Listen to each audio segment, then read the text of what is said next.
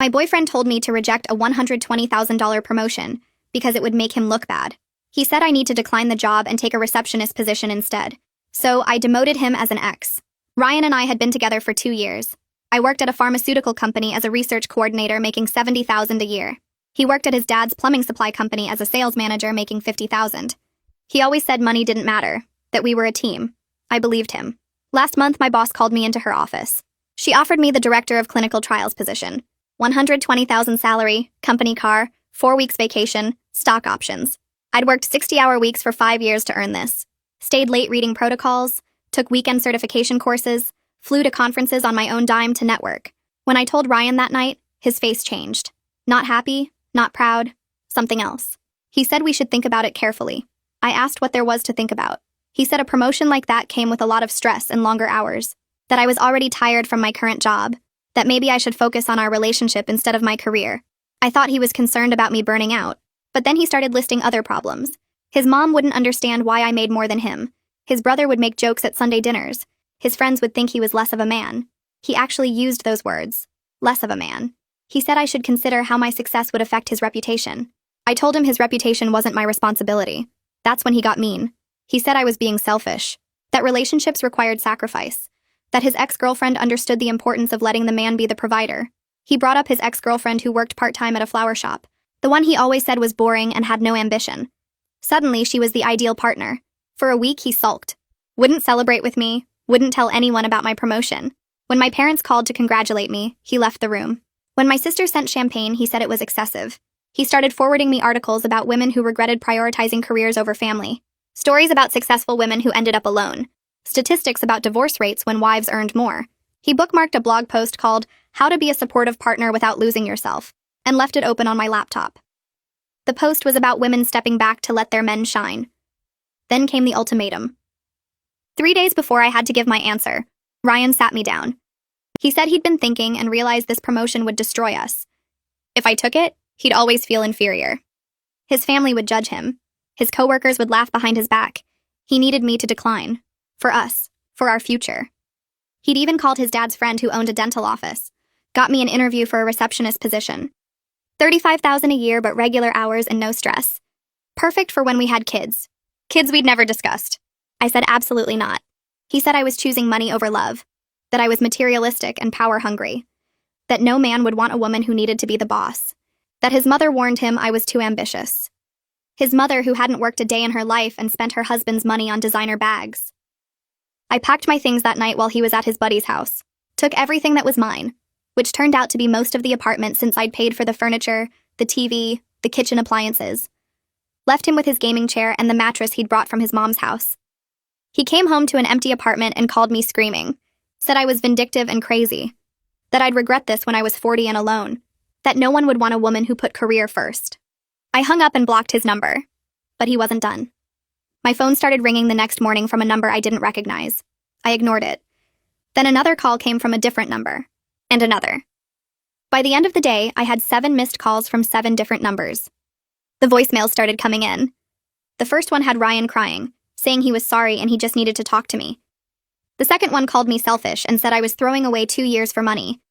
The third one apologized again and begged me to call him back. The fourth one said I was being childish and immature. They kept alternating like that, back and forth between sorry and angry. Camilla called me that night to check in, and I told her about the voicemails.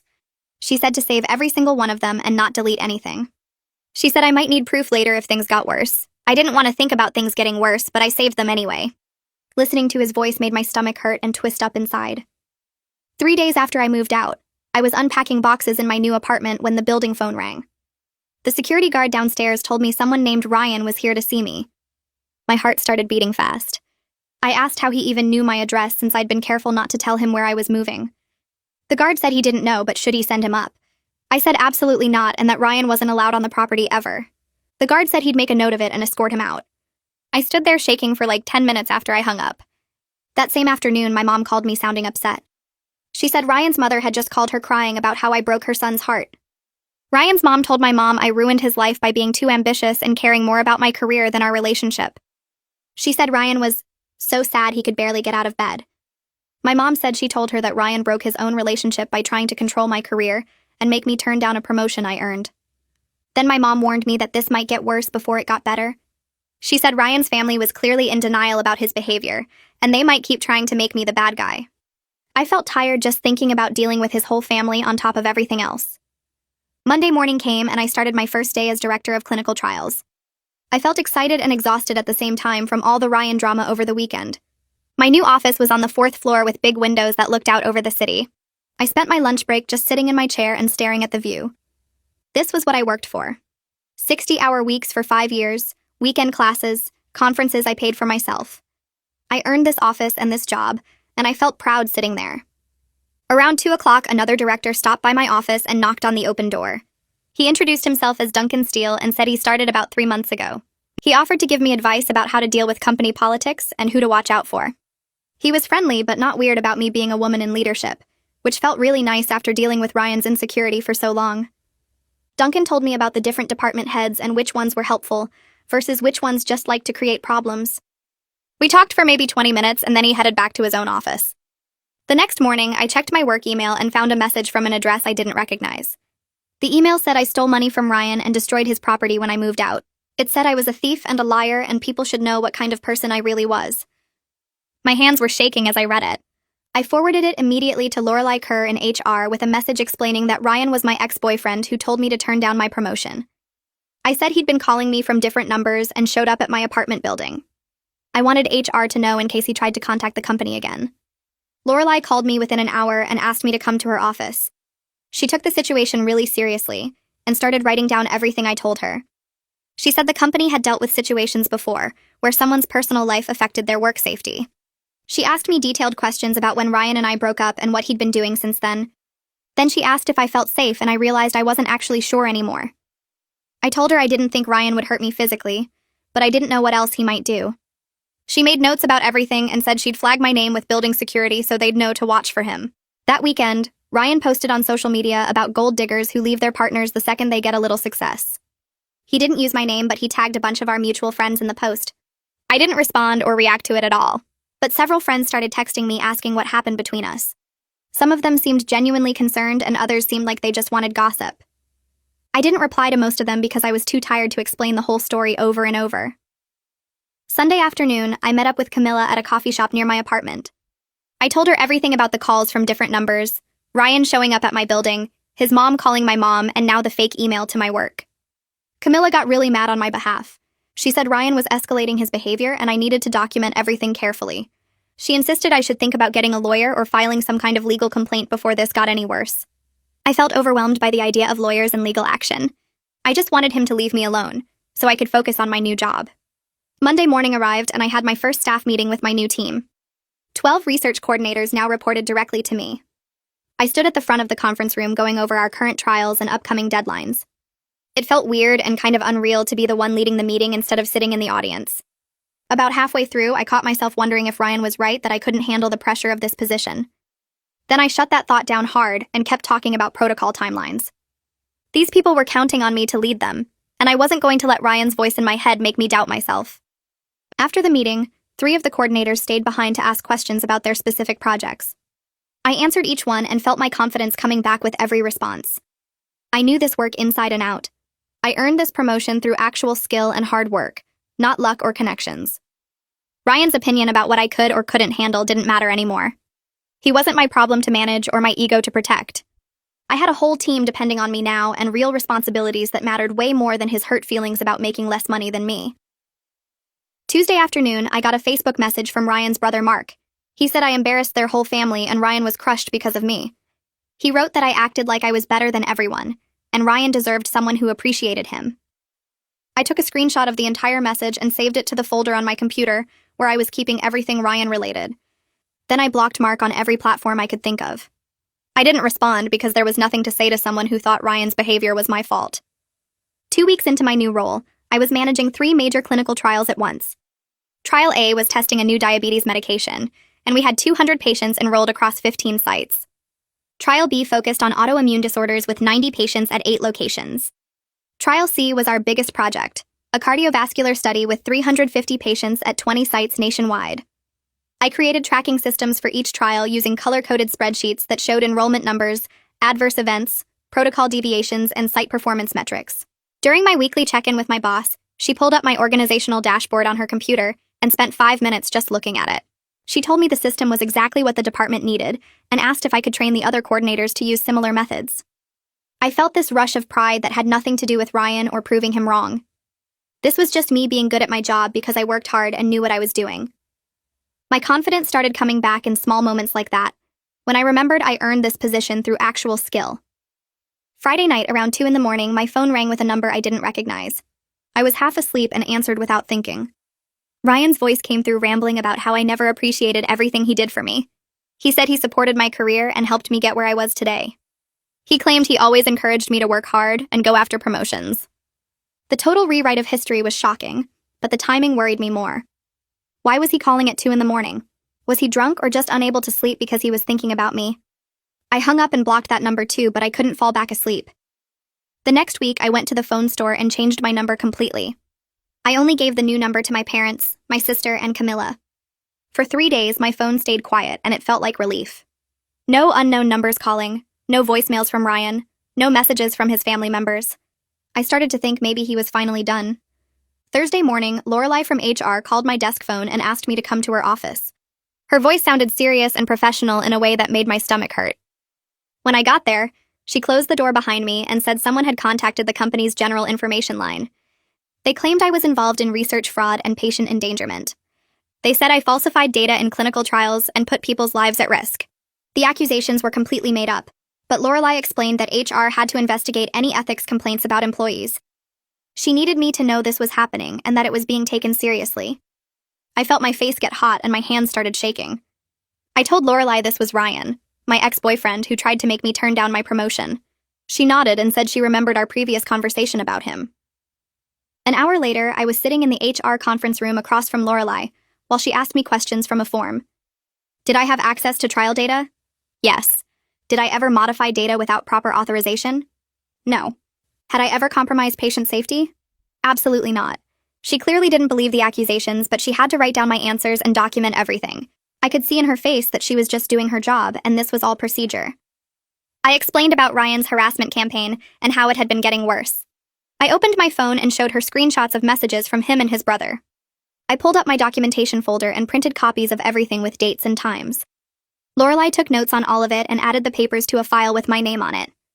My boss got called into a meeting with HR that afternoon. Lorelai needed her to verify my work quality and confirm I followed all ethical standards. My boss came to my office afterward and told me she gave a strong statement about my professional conduct. She said my work was always thorough and by the book. But I could see the concern in her eyes about all this drama following me into my new position. She asked if I was okay, and if there was anything the company could do to help. I said I was handling it, but I appreciated her support. That night, I lay in bed staring at the ceiling until almost 3 in the morning. I kept thinking about how Ryan's lies could actually cost me the job I spent 5 years working toward. Everything I built could fall apart because my ex-boyfriend was mad that I made more money than him. Around 11, Camilla showed up at my apartment with 2 bottles of wine and takeout food. She made me eat something and then poured us both big glasses of wine. She reminded me that the truth would come out and my work record spoke for itself. She said I had documentation of everything and HR would see through Ryan's fake complaint. The HR investigation took 4 days total. During that whole time, I felt like everyone at work knew what was happening and was judging me. I imagined people whispering about me in the break room or wondering if the accusations were true.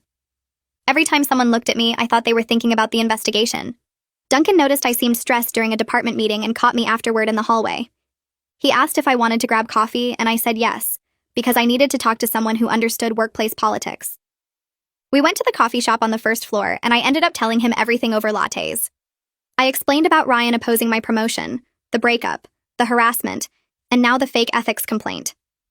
Duncan listened without interrupting, and when I finished, he told me his ex-wife tried to sabotage his career during their divorce. She contacted his former employer claiming he stole proprietary information and violated his employment contract. None of it was true, but he had to go through a whole investigation that lasted 3 weeks. He said he survived it and rebuilt his reputation. He warned me that people like Ryan count on their targets being too embarrassed to fight back. They think if they make enough noise and cause enough trouble, you'll just give up and go away. He told me the best thing I could do was document everything, cooperate fully with HR, and keep doing excellent work. The next morning, Lorelai called me into her office with a closed folder in her hands. She sat down across from me and opened it, showing me the investigation summary she'd typed up. The complaint was officially determined to be malicious and unfounded with no basis in fact. She'd noted the timing correlation with my recent breakup and Ryan's documented harassment pattern. She closed the folder and looked at me directly. She suggested I might want to consult an attorney about Ryan's behavior, because this pattern of workplace interference combined with the other contact was concerning. I thanked her for handling everything professionally and walked back to my office feeling both relieved and worried. The investigation was over, but Ryan clearly wasn't stopping. I called Camilla during my lunch break and told her what Lorelai said about getting an attorney. She immediately started searching on her phone for harassment lawyers in our area. She found Courtney Mahoney, who specialized in stalking and harassment cases with strong reviews from other women who dealt with ex-partners.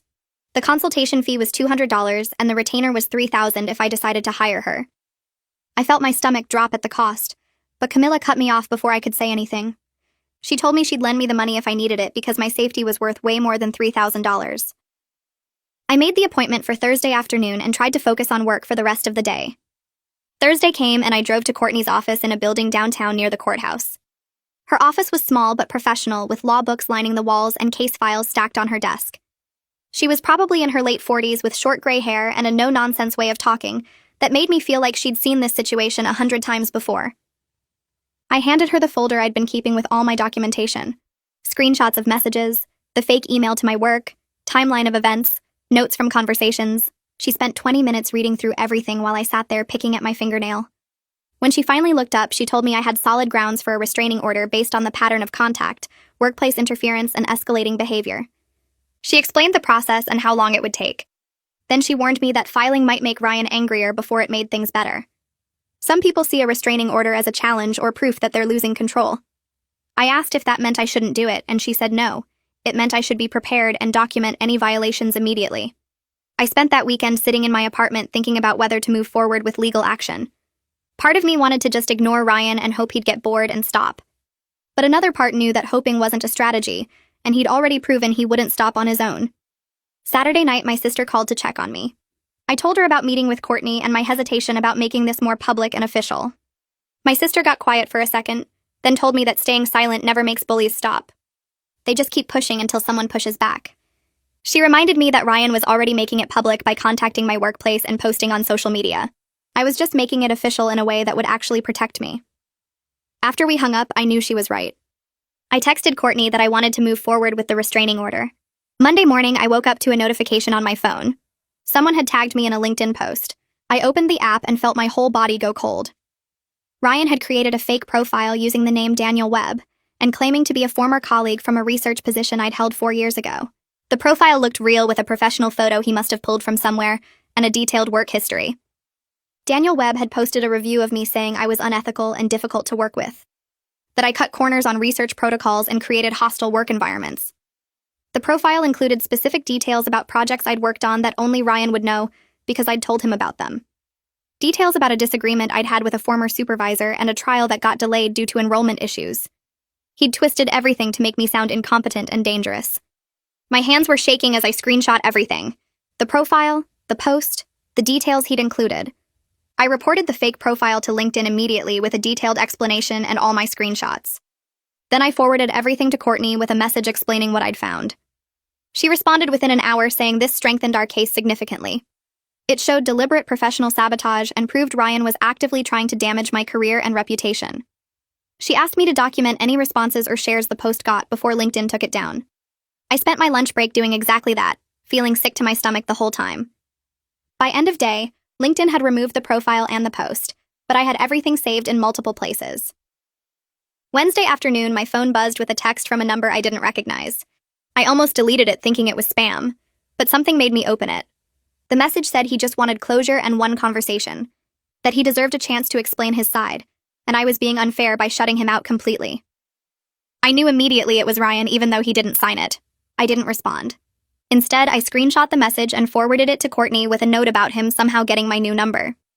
She replied quickly telling me that not engaging was exactly right. Any response would just encourage him and show that this method of contact worked. She added the text to our evidence file. That weekend, my parents drove up to visit me. They'd been worried since I told them about everything happening with Ryan. We went to dinner at an Italian place near my apartment, and my dad finally said what he'd apparently been thinking for months. He never liked Ryan and always thought Ryan was intimidated by me. My mom nodded and admitted she'd worried I was making myself smaller to make Ryan comfortable. She said she noticed I stopped talking about work accomplishments around him and changed the subject when anyone asked about my job. I felt embarrassed that they'd seen it when I hadn't fully recognized it myself. My dad reached across the table and squeezed my hand. He told me he was proud of me for choosing myself and my career, that any man worth having would celebrate my success instead of resenting it. Monday at work, I was managing a major trial enrollment deadline that required coordinating between 3 different research sites. We needed to hit our enrollment target by Friday, or risk losing funding for the next phase.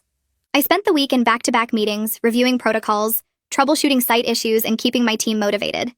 The pressure was intense, but it felt good. Purposeful. Like I was doing exactly what I was supposed to be doing. Nothing like Ryan's claim that I couldn't handle the stress, or that the job would be too much for me. By Thursday afternoon, we'd exceeded our enrollment goal, and my boss sent an email to the executive team highlighting our success. I sat at my desk feeling genuinely proud and thinking about how different my life would be right now if I'd listened to Ryan and taken that receptionist job. Friday morning, Courtney called to tell me she was filing the restraining order petition that afternoon. She'd compiled 2 months of documented harassment into a legal petition with exhibits showing the pattern of behavior. The timeline of contact attempts, the workplace interference, the fake social media profiles, the text from the unknown number. Everything organized and presented as evidence of ongoing harassment. The court date was set for 3 weeks out. Ryan would be served with papers notifying him of the petition and the hearing date. Courtney warned me again that getting served might trigger an escalation. She told me to be extra careful about my surroundings and to call the police immediately if he showed up anywhere near me. I thanked her and hung up, feeling both relieved that something was finally happening and nervous about what Ryan would do when he found out. The next morning, I scheduled a meeting with Lorelai before my team arrived. She sat across from me in the HR conference room with her notepad ready. I explained that Courtney had filed the restraining order petition, and Ryan would be served within the next few days. Lorelai nodded and made notes in my file, connecting it to the previous complaint about the fake LinkedIn profile and the fraudulent ethics accusation. She thanked me for keeping HR informed and said the documentation created a clear pattern that protected both me and the company. She asked if I wanted security to have Ryan's photo, and I said yes. The conversation took maybe 10 minutes, but I felt better knowing the company understood this was serious. Requested Reds is on Spotify now. Check out link in the description or comments. 2 days later, Courtney called me during my lunch break. The process server had delivered the restraining order papers to Ryan at his father's plumbing supply business that morning. She said Ryan immediately called her office and left 3 voicemails, each one angrier than the last. In the messages, he screamed that I was ruining his life and making him look like a criminal in front of his father and the employees.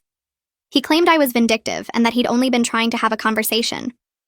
Courtney said his reaction was typical of people who genuinely believed they were entitled to access someone regardless of that person's wishes. She added his voicemails to our evidence file because they demonstrated exactly why I needed the protection order. That evening, my dad called me sounding frustrated. Stuart Boyd, Ryan's father, had somehow gotten my dad's cell number and called him at work. Stuart asked my dad to convince me to drop the legal action because it was hurting Ryan's reputation and making things difficult at the family business. My dad told me he'd responded that Ryan hurt his own reputation by harassing me, and that I had every right to protect myself. Stuart tried to argue that boys will be boys and Ryan just loved me too much to let go. My dad shut that down immediately and said if Stuart called again, he'd add it to the evidence file showing the whole family enabled Ryan's behavior. I felt grateful my parents understood and supported my decisions without question. The next 2 weeks passed without any contact from Ryan, which somehow made me more anxious than the constant harassment had. I kept checking my phone expecting angry messages or seeing his car in the parking lot. Courtney explained this was completely normal when I called her worried. She said respondents often went quiet before court hearings, either because their lawyer told them to or because they were planning their defense strategy. The silence felt ominous rather than peaceful. I found myself looking over my shoulder in the grocery store and checking the locks on my apartment door multiple times before bed. On a Wednesday morning, I opened my personal email and found a message from Ryan's mother sent to an address I didn't even know she had. The email was long, probably 8 paragraphs, begging me to remember the good times Ryan and I shared. She wrote about family dinners where I'd laughed at their jokes and holidays when I'd helped her in the kitchen. She said I was breaking up their family and that Ryan had been depressed since I left. She claimed he barely ate anymore and spent all his time in his childhood bedroom. The email painted me as cruel and heartless for pursuing legal action, when Ryan just needed closure and a chance to apologize properly. She ended by saying she'd always thought of me as a daughter and couldn't understand how I'd become so cold. I felt sick reading it but didn't respond. Instead, I forwarded the entire email to Courtney with a note explaining I'd never given his mother this email address. Courtney replied within an hour saying she was adding it to our evidence file. She wrote that his family enabling his behavior and contacting me on his behalf was part of why Ryan thought his actions were acceptable. She said people who grow up with parents who make excuses for them never learn that their choices have consequences. The email actually strengthened our case by showing the pattern extended beyond just Ryan. At work, things were going surprisingly well despite everything happening in my personal life. My team had been working on enrolling patients for a major trial with a tight deadline. We needed 200 participants by the end of the month, and I'd been coordinating between 3 different research sites to hit our numbers. By Thursday afternoon, we'd enrolled 212 participants, finishing 2 days ahead of schedule. My boss brought it up in our department meeting on Friday, praising my leadership and organizational skills in front of the other directors. I sat there feeling genuinely proud of what I was accomplishing. The work gave me something concrete to focus on when everything else felt chaotic and uncertain. Duncan and I had started grabbing lunch together about once a week. It began casually when we both ended up in the cafeteria at the same time, but it became a regular thing where we discussed trials and strategy. He treated me like a competent colleague, never asking invasive questions about Ryan or making the situation weird. We talked about enrollment challenges and protocol issues and department politics. Having a work friendship that was just about work felt refreshing. Duncan never acted like I was fragile or needed special handling because of the restraining order situation. 3 days before the court hearing, Camilla texted me a screenshot from Instagram. Ryan had created a new account using a variation of his old username. He'd posted a series of photos from our relationship with long captions about how I'd used him and thrown him away when I got my promotion. One photo showed us at his brother's wedding with a caption about how I'd pretended to love his family. Another was from a vacation we'd taken with text about how I'd let him pay for everything, and then abandoned him. The posts were public and already had comments from people I didn't know. I felt exposed in a way the private harassment hadn't made me feel. This was out there for anyone to see, painting me as a villain to strangers. I spent an hour documenting everything. Screenshots of each post, the account details, the timestamps, the comments. I saved it all to my evidence folder and emailed copies to Courtney. Then I made my Instagram account private and blocked the new profile. But the damage felt done. These photos and lies were out there in public where my coworkers and friends could see them. Monday morning, my boss called me into her office before our weekly check-in was scheduled. She closed the door and asked me directly if I was safe. Several employees followed me on social media and had seen Ryan's Instagram posts over the weekend. She'd looked at them herself after someone mentioned it to her. She wanted to know if the company needed to increase security measures or if there was anything else they could do to help. I appreciated her directness instead of dancing around the situation. I explained about the restraining order hearing scheduled for Thursday and assured her that security already had Ryan's photo. She told me to let her know immediately if anything escalated and that my safety was more important than any work deadline. The conversation lasted maybe 15 minutes, but knowing my boss and the company were taking this seriously made me feel less alone in dealing with it. She asked if I wanted to talk through what would happen at the hearing so I'd feel prepared. I explained that Courtney had walked me through the process, but hearing it from someone who'd been through something similar actually helped more than the legal explanation. My boss told me about an ex-boyfriend who showed up at her old workplace 15 years ago, how scared she felt walking to her car every day, how the company back then did nothing to help. She said she made sure when she became a director that her employees would never feel that unsafe. The conversation lasted maybe 20 minutes, but I left her office feeling like someone actually understood how exhausting it was to do good work while constantly looking over your shoulder. That afternoon, facilities management called my extension about reassigning my parking spot. They moved me from the back lot to a space right next to the main entrance, one of the spots usually reserved for executives. Security got an updated photo of Ryan and instructions to call the police immediately if he showed up on company property. I sat in my new parking spot after work that day and felt this wave of anger wash over me. The fact that any of this was necessary, that my company had to treat my ex-boyfriend like a legitimate threat, that I couldn't just park in the regular lot like a normal person. I was mad at Ryan all over again for making my life this complicated, for forcing everyone around me to accommodate his inability to handle rejection like an adult. Thursday morning arrived faster than I wanted. Camilla picked me up at 8 because I didn't trust myself to drive to the courthouse without my hands shaking the whole way. She brought coffee and breakfast sandwiches and didn't try to make small talk when I clearly wasn't in the mood. Courtney met us outside the courtroom at 9:30. She looked professional and calm, which helped settle some of my nerves. She reminded me to stay quiet unless the judge asked me a direct question, to let her handle the legal arguments, to keep my face neutral no matter what Ryan said. We walked into the courtroom and Ryan was already there with his father. No lawyer, No legal representation, just the two of them sitting on the opposite side looking like they thought this was all some big misunderstanding. Ryan wore a button-down shirt and khakis like he was going to a job interview. His dad kept whispering to him and patting his shoulder. The judge called the case and asked both sides to present their positions. Courtney went first, laying out the timeline of harassment with specific dates and examples. She submitted printouts of the voicemails, text messages, emails, fake social media accounts, the complaint to my workplace.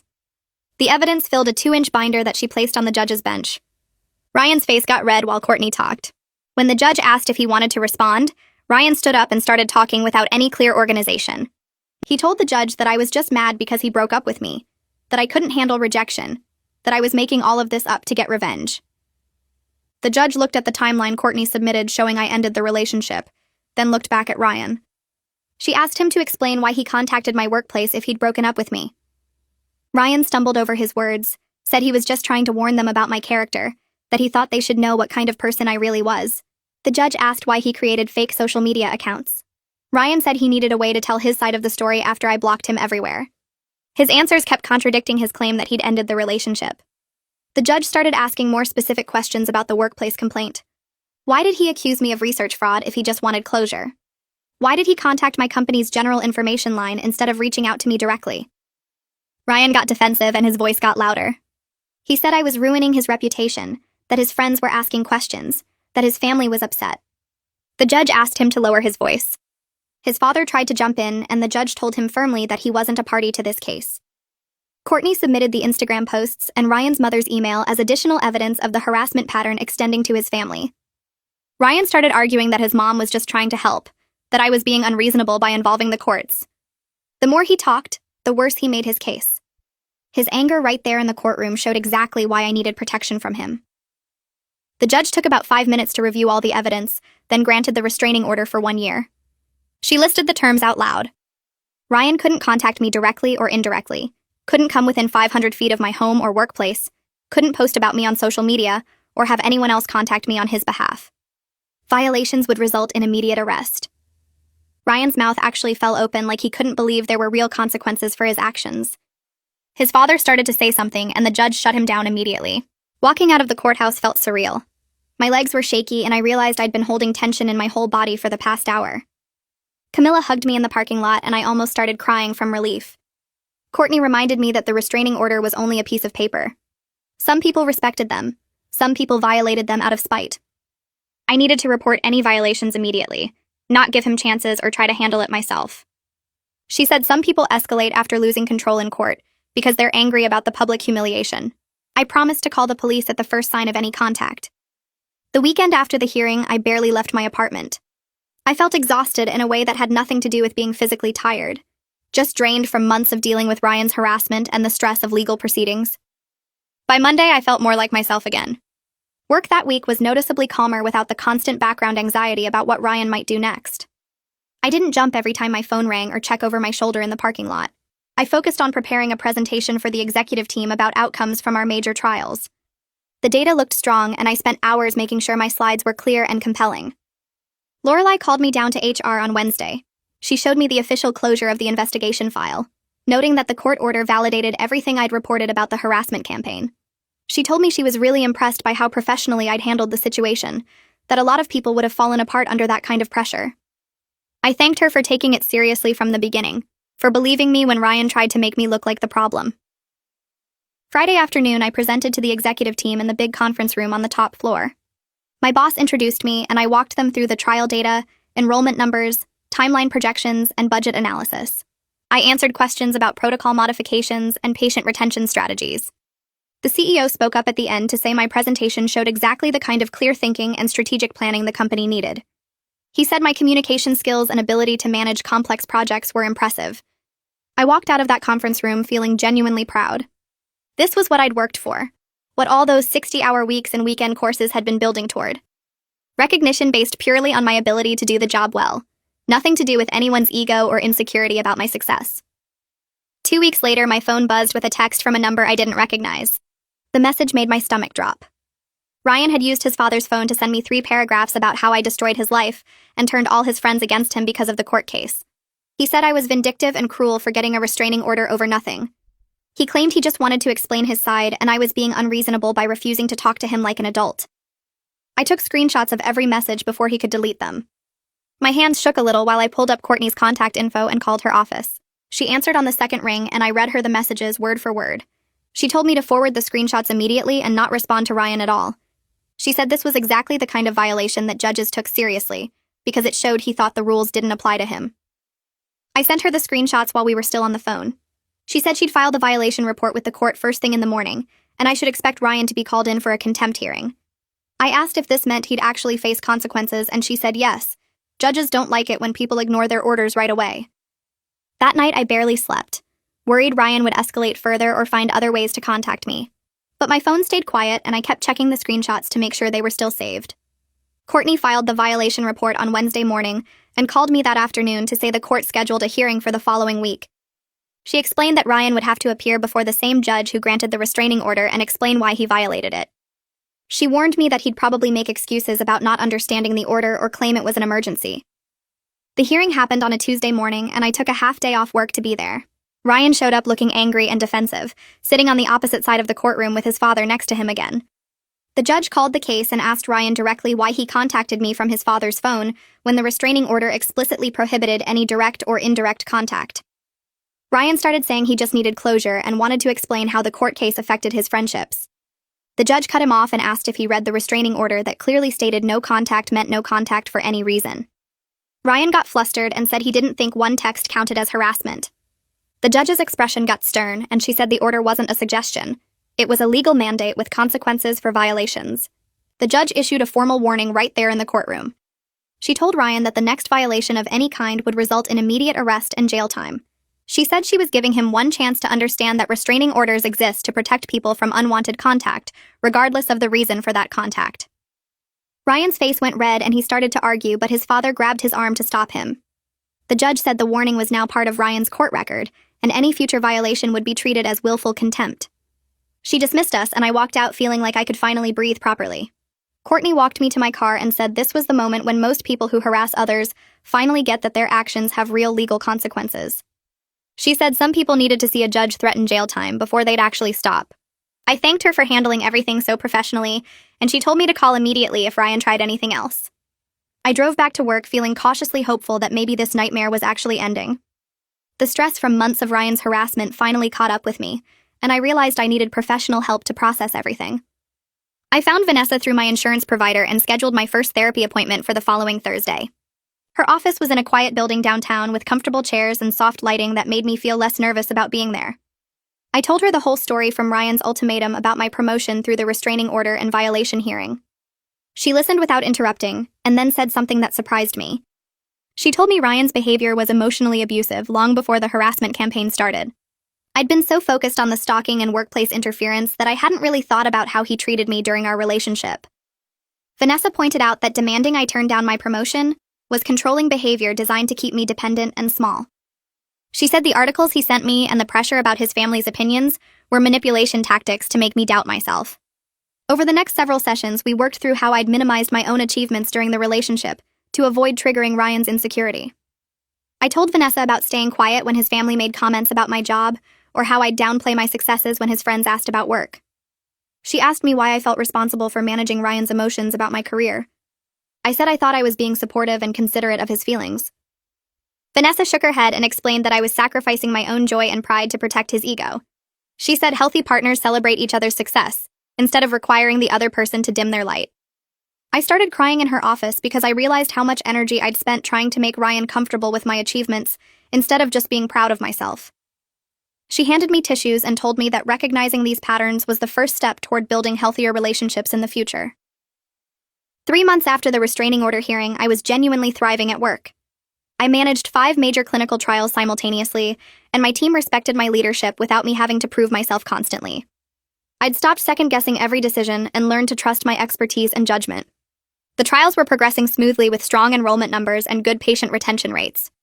My boss complimented my organizational systems during our monthly check-in and said the executive team was impressed with my performance. I realized I wasn't walking on eggshells anymore or worrying about what Ryan might do next. The constant background anxiety that had been with me for months finally lifted, and I could focus completely on my work. My team started coming to me with ideas and suggestions instead of just problems, which showed they trusted my leadership style. I took my full lunch breaks without checking my phone every 5 minutes and actually enjoyed the downtown coffee shop near our building. Duncan stopped by my office one afternoon and mentioned he'd heard through industry contacts that Ryan's father's business lost a major contract with a regional hospital system. He said Ryan had apparently been complaining to people that it was somehow my fault for making his family look bad. I felt absolutely nothing except relief that Ryan and his problems weren't mine anymore.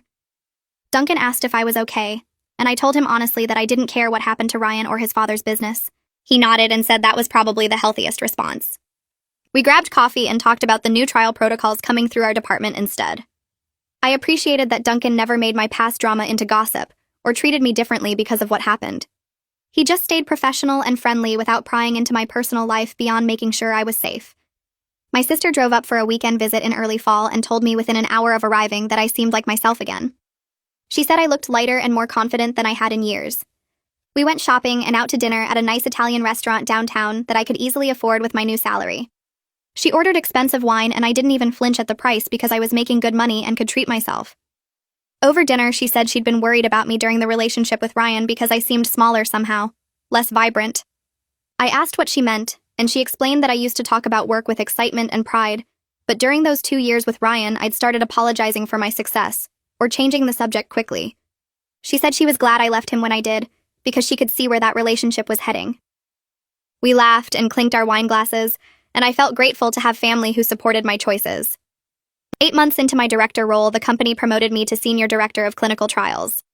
My boss called me into her office on a Friday afternoon and told me the executive team wanted to recognize my successful trial outcomes and team leadership with increased responsibility. The promotion came with another salary bump and oversight of additional trial programs across multiple therapeutic areas. I'd be managing a larger team and working directly with the chief medical officer on strategic planning. I accepted immediately without any hesitation or self-doubt. That night, I called my parents to tell them, and my dad said he was proud of how I'd handled everything with Ryan and built my career despite the obstacles. My mom reminded me that the right opportunities come when you're ready for them, and I was clearly ready for this next step. I ran into one of Ryan's friends at a coffee shop the following week while I was grabbing my morning latte before work.